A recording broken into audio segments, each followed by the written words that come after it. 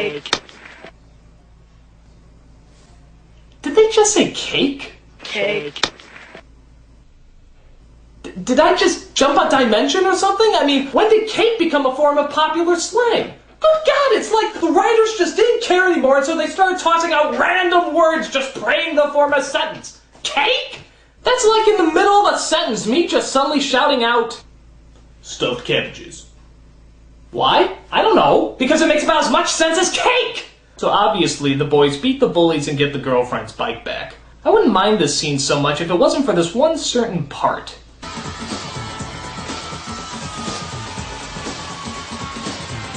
Alright, look, he obviously steps on something here, but they never address what it is. What the hell did he step on? Was he just gliding on his ninja awesomeness? I mean, it makes no sense! Whatever. So alright, we see where the Ninja Turtles references come from, but what about the Home Alone stuff? Well, Snyder decides he wants to kidnap the three boys and hold them ransom so he can keep their father off his case. So he hires 3 surfer criminals to abduct the kids and bring them to his lair. The good news is, the delivery guy just created the babysitter with the pizza. The bad news is, they're carrying guns. At first, the kids want to do the smart thing and notify the authorities. We'll call the police. Hold it! If we can take these 3 robbers ourselves, then maybe Dad will see that our ninja training's worth it. Summer training or probable death? I guess I go with the summer training too.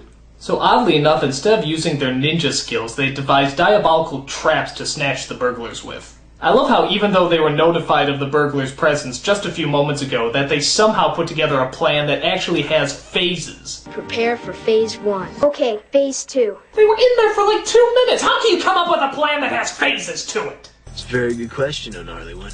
Look at this, one of them actually does the Home Alone face here. I mean, that's how much this movie doesn't give a crap. This really sucks. Half of these traps don't even make sense. I mean, how can you slip on jelly beans for crying out loud? Wouldn't you just squash them? And for that matter, how come everybody carries a gun but never uses them? Does this movie exist in any realm of reality? It's sensitive. After a while, Snyder's ninjas show up and kidnaps the kids properly. After learning about their kids' abduction, their parents realize there's only one logical solution. A short, balding senior citizen who studied more Japanese buffets than he has Japanese martial artists. Oh, that's reassuring. So rather than send in a SWAT team of qualified professionals, it's Grandpa Maury who's gonna pull off the rescue. Yeah, I know, just go with it. So the kids are being held on a cargo ship crawling with second-rate pajama-wearing ninjas. They think up an idea to get out of their cell by tricking the guard into thinking the telephone is for him. This is a phone check. Is that you, Frank? Why is the telephone operator wearing a ninja suit? I mean, what is the point? Is the telephone operator a martial artist? If so, why isn't he out there fighting with the rest of the ninjas? What is the purpose of hiring a martial artist to answer the telephones? It makes no sense! Stop it! So as you probably imagine, an entire boatload of ninjas can't seem to defeat 3 little children in bad 80s clothes. Why does the ninjas always scream before they attack someone? Doesn't that kind of alert them that you're there?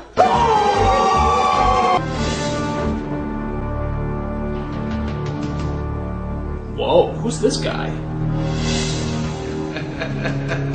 Kinda looks like an Asian Joker or something. Holy shit, this guy's psychotic! What the hell is he gonna do?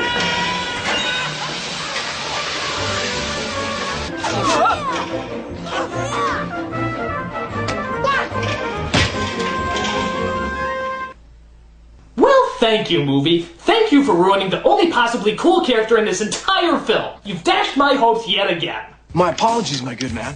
After fighting like a zillion ninjas and an oversized bodyguard, Grandpa shows up to take on the evil Snyder in a one-on-one battle. And this is the portion I like to call Spot the Real Grandpa! Let's see here. Stuntman, stuntman, stuntman, Grandpa! Stuntman, stuntman, stuntman, Grandpa! After a while, Grandpa starts to tire and eventually starts to get his ass kicked. But just when it looks like he's down for the count, Grandpa still has one ace up his sleeve. Jelly beans! My one weakness!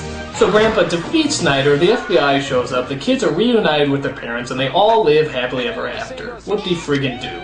But wait a minute, that name looks kind of familiar. John Turtletaub, Turtletib, whatever? How come I know that name?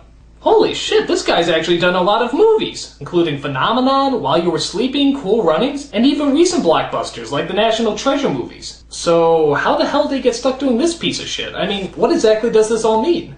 It means get out of crap as fast as you can. The other members of this movie didn't take that advice, and where did they go? Three Ninjas Part 2, 3, and 4. One of them with international sensation Hulk Hogan. So always remember, kids, quit while you're in the position of quitting. Like I should have quit watching this movie an hour and a half ago. It's stupid, uninventive, and reminds me of just why two film franchises don't make a right. Besides, it's obvious what the Ninja Turtle Home Alone crossover movie should have been. Teenage Mutant Ninja Turtles beat up Macaulay Culkin. Now that would have been a Christmas movie. I'm the Nostalgia Critic. I remember it so you don't have to.